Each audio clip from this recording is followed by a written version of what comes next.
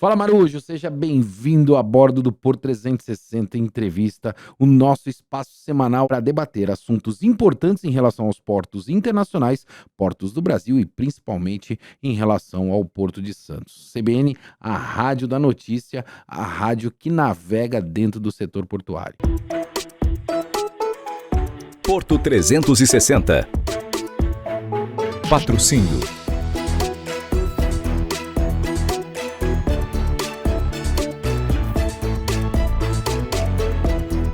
Esta semana quero falar sobre tecnologia. Tecnologia que é muito importante para o setor portuário. A gente ouve muito falar a respeito de portos 4.0, 5.0 e já estão inventando até portos 6.0. E eu convidei um especialista nessa área. Alexandre Alic, seja muito bem-vindo ao Porto 360 Entrevista. Obrigado, Maxwell, pela oportunidade e a todos os telespectadores também aqui presentes. Alexandre, a gente ouve muito falar de tecnologia, né? Eu acho que é uma palavra de moda, né? Virou moda falar de tecnologia. Tudo tem tecnologia hoje na nossa vida, né? Na roupa, tem tecnologia na televisão, enfim. E o Porto não é diferente disso. Mas a gente percebe rotineiramente a dificuldade, principalmente, que os terminais, de um modo geral, têm em conectividade, né? Estar conectado. O mundo hoje, você está conectado. Você pega o teu aparelho de celular, você tem que estar conectado o tempo todo, seja numa rede pública, né? Um 3G, um 4G, um 5G, ou seja, numa rede Wi-Fi. Como é que hoje o setor portuário está, né, dentro desse contexto chamado conectividade, na tua percepção, uma vez que você é um especialista dessa área? Olha, a área portuária é uma área assim bem difícil de você trabalhar, porque você precisa de altos investimentos e é bem limitado, né? Então você não consegue colocar tudo que você precisa. E aí você tem que achar novas tecnologias que vão atender esse público-alvo, né? Que são os usuários que estão no terminal, não os usuários, mas as máquinas, dispositivos IoT e etc, né? E aí você tem essa lacuna. Então, o que o terminal busca? Ele busca algo com um custo-benefício bom, entendeu? Que vai atender. E acho que de todas elas, por exemplo, dispositivos Wi-Fi, rede 5G, 6G, são equipamentos caros, entendeu? Para um terminal investir. Tá certo que na maioria acaba investindo e acaba fazendo por necessidade e urgência, talvez, às vezes, em alguns casos. Eu sou uma pessoa que vem da área de tecnologia, você sabe disso também, né, Alexandre? E eu percebo que a gente errou muito nos investimentos no passado nessa questão de tecnologia. Isso ainda é um vício do nosso país. Eu tô falando do brasileiro como cultura mesmo, né? Investir principalmente na questão do custo, sem pensar na qualidade. Você falou internet das coisas hoje, né? Isso já não é mais tendência, isso é realidade dentro das operações portuárias e na vida das pessoas também. Fazer o bom investimento para preservar o investimento não é mais importante do que única e exclusivamente olhar o custo? Isso, exatamente. Então, o que é importante? Hoje os terminais, eles conseguiram evoluir, eles são muito mais, eles estão no estado bem profissional, entendeu? Bem profissionalizados. Então eles conseguem hoje em dia, até com a tecnologia, com a internet que você busca e tem os parceiros, os acessos às ferramentas, hoje de uma forma muito mais rápida, entendeu? Isso fez com que essa informação chegue mais rápida e com a profissionalização dos terminais, né, isso acabou ficando mais próximo, entendeu? Do usuário, né? Do usuário do terminal e dos usuários em geral, de modo geral, né? De modo geral, o usuário começou a pesquisar mais, né? O usuário principalmente depois da pandemia, ele começou a pesquisar muito mais e as empresas começaram a ofertar muito mais também, entendeu? Você tem mais oferta hoje de tecnologia, mas além da oferta, são realmente produtos ou tecnologias experimentadas, né, para que a gente não possa se transformar num grande laboratório? Isso é um outro grande erro? Então, esse é um problema grande, né? Porque existem diversos e inúmeros produtos Sem dúvida. e você tem que saber escolher. Então, você vai escolher como? Produtos certificados, já bem com boas avaliações, entendeu?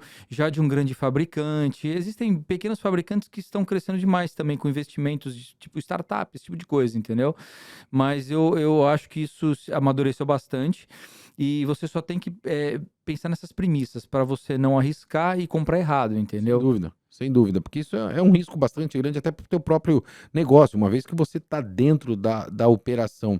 A gente falou da questão do IoT, né? Mas a gente tem aí machine learning, tem uma série de outros recursos, né, que são utilizados hoje dentro desse universo tecnológico, dentro do setor portuário, e a gente percebe também que há a necessidade da conectividade entre pontos, né? A gente tem duas margens aqui no Porto de Santos, né? Apesar de que a gente fala Porto de Santos, mas Porto de Santos tem o lado do Guarujá e o lado de Santos. E ainda tem Cubatão lá, né? E muitas vezes você tem empresas espalhadas, né, dentro desse complexo portuário. Como é que você conecta? A gente ainda está na época do cabo, né, da fibra, para conectar esses terminais, ou hoje, né, a tecnologia de conexão sem fio, ela já está com uma musculatura suficiente para dar essa segurança de investimento, Arik? Vou falar de 2 pontos, né? 2 pontos acho que importantes, fibra ótica e o 5G agora, né?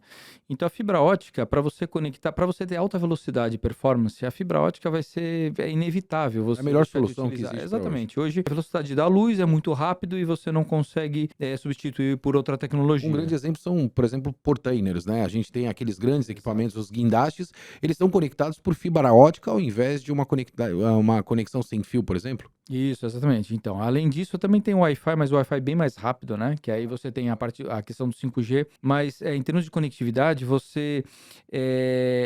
a dificuldade acho que maior é para você levar essas fibras óticas para o perímetro portuário, entendeu?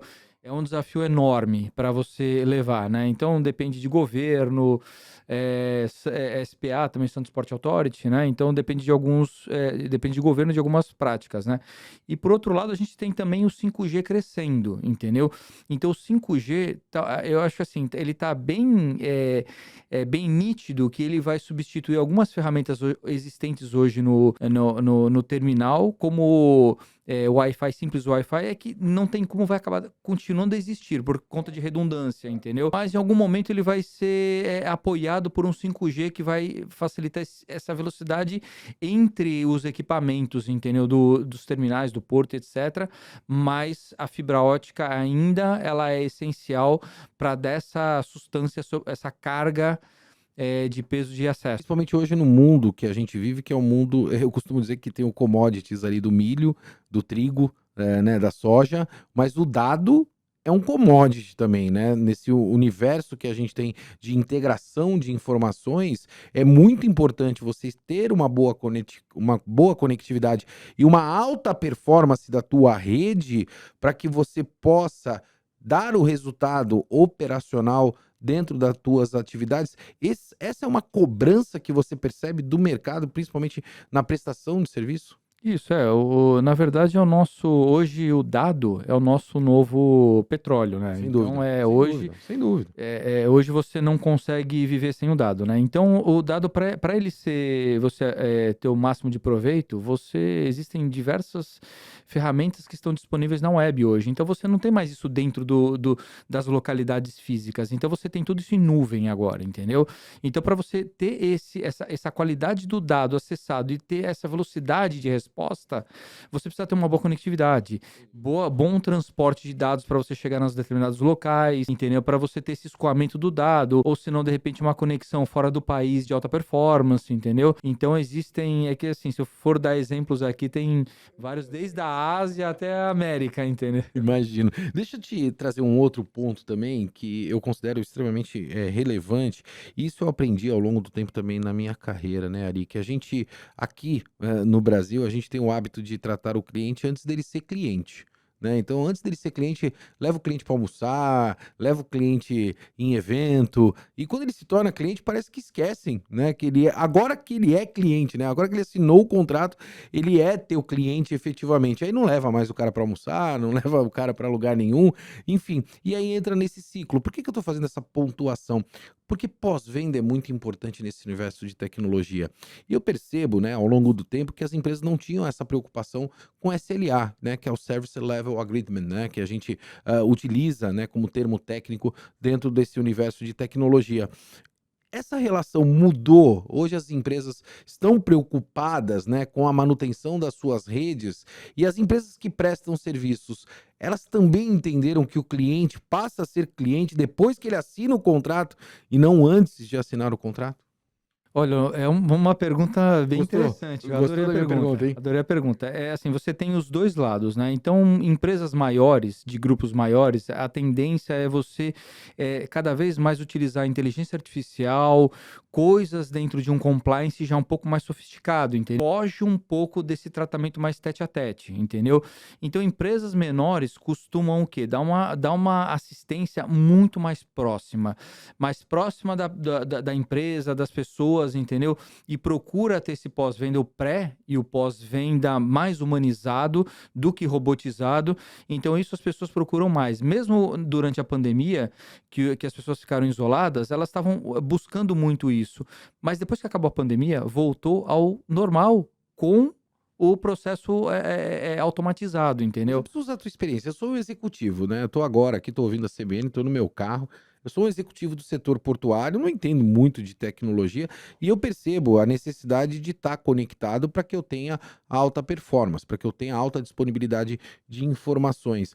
A gente percebe que algumas empresas, como você colocou, que são grandes provedores, têm esse atendimento robotizado.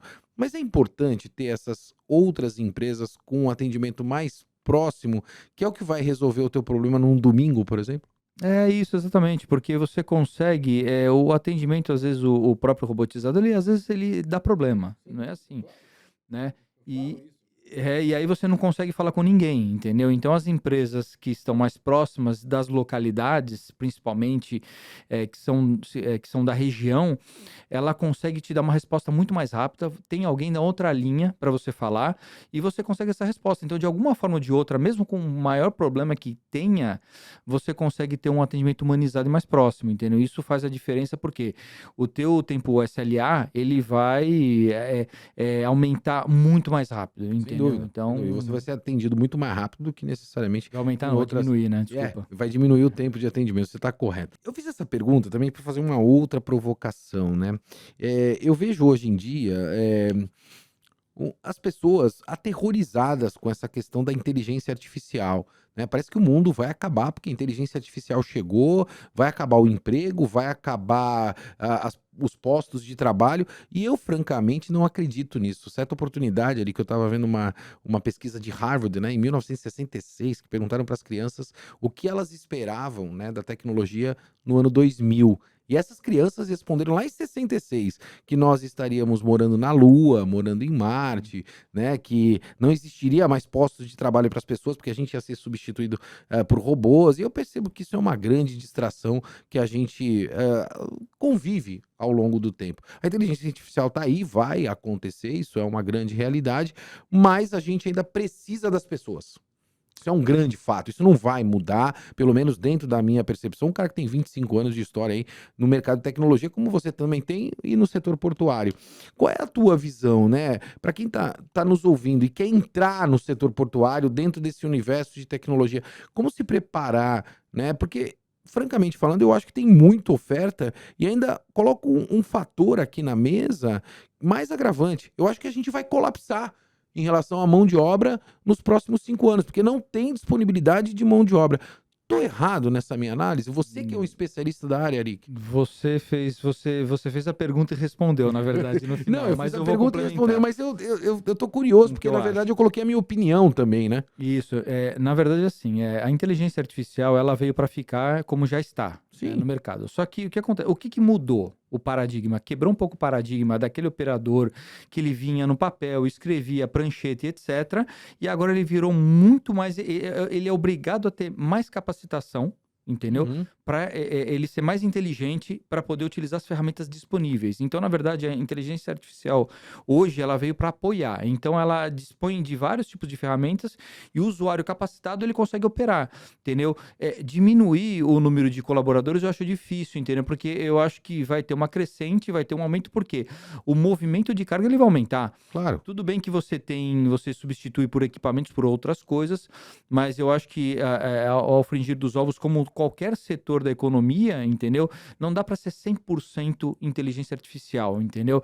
Então, e mesmo se ele fosse, eu acho que em algum momento alguém, como o que está acontecendo hoje no mercado, das maiores empresas que criam inteligência artificial, elas pararam e acharam que está ficando muito perigoso e deram um passo atrás para poder humanizar um pouco mais o processo e voltar ao jogo normalmente como uma regra não de ataque, porque está todo mundo atacando, essa que é a verdade, entendeu? Então não estamos pensando em ferramentas de contenção. Então algo um pouco mais profundo para a gente analisar, entendeu? Então precisa ser muito bem estudado, eu acho que ainda estamos assim, eu vou te falar que estamos engatinhando ainda com inteligência artificial. E eu acho que para os próximos anos, muita cautela, mas o recado é para as pessoas se especializarem mais, os profissionais se especializarem mais, porque cada vez vão ter mais coisas que necessitam disso, né? Porque o mercado nosso hoje é muito fraco em questão de mão de obra especializada, entendeu? Então precisa evoluir Quando muito. a gente fala de mão de obra especializada, é a questão da capacitação, ou seja, o mercado que se qualificou, mas não se capacitou? O mercado é exatamente isso. Então, de alguma forma, teve a capacitação, né? Mas capacitações muito básicas, entendeu? Então, as mais aprofundadas, elas também têm um custo, elas custam mais do que as normais. Só que elas fazem com que o profissional evolua muito mais. Sem dúvida. Então, não buscar a mesma coisa que o pessoal está acostumado a fazer, cursos muito básicos, entendeu? Dica, adoro dica. Dica. Se o Arik pudesse dar dica, né, para essa pessoa que está lá do outro lado nos ouvindo, né, para entrar dentro desse mercado, desse universo, qual dica você daria? A dica, saia na frente. Você que está fazendo faculdade, que está se especializando, não pense só na faculdade. Procure cursos profissionais a todo tempo, o ano inteiro. Então, tente fazer pelo menos uns 10 cursos profissionalizantes por ano, mais ou menos. Uau! Esse Esse é o mundo moderno. Esse é o mundo moderno, se você quiser sair na frente e já ter um emprego de ponta. Como é que a gente retém, né, profissionais aqui na nossa região? Porque eu percebo que isso é latente também dentro do setor portuário, né? Não só no Porto de Santos, isso não é uma particularidade do Porto de Santos, né? Um privilégio, talvez, mas de outros portos também eu percebo isso nas andanças aí pelo Brasil, em reter a mão de obra, né? Ou seja, o profissional, você forma ele dentro do setor portuário, né? Você forma dentro da área de conectividade, de tecnologia, o que quer que seja, e aí você vem o mercado bancário, né? Você é um empreendedor também e leva o teu profissional, né? Leva esse profissional que você formou para atuar no setor bancário e a gente vai perdendo mão de obra. Como é que a gente retém? Você percebe um movimento para reter essa mão de obra na nossa região, ali? Uma questão bem importante, né? Então, hoje a mão de obra, ela naturalmente, os maiores centros que demandam muito mais serviço, eles tendem a oferecer Melhores condições. do que localidades um pouco mais afastadas, como regiões metropolitanas, como Santos, como Porto aqui de Santos, como a cidade de Santos também, né? Tem uma dificuldade, mas essa dificuldade, esse degrau, ele passou a diminuir a partir do momento que houveram os treinamentos à distância, que toda essa questão de a comunicação ser Por plataformas remotas, como a gente vê, o streaming, um exemplo, né? Exatamente, de tudo quanto é tipo desse tipo de conversação, de reuniões online, etc. Então isso começou na pandemia e virou um costume agora. Antes já tinham com algumas empresas, mas depois da pandemia aumentou muito mais e agora existem reuniões que até eu participo, que mesmo em Santos, né, você está remotamente falando com outra pessoa. Ficou mais produtivo.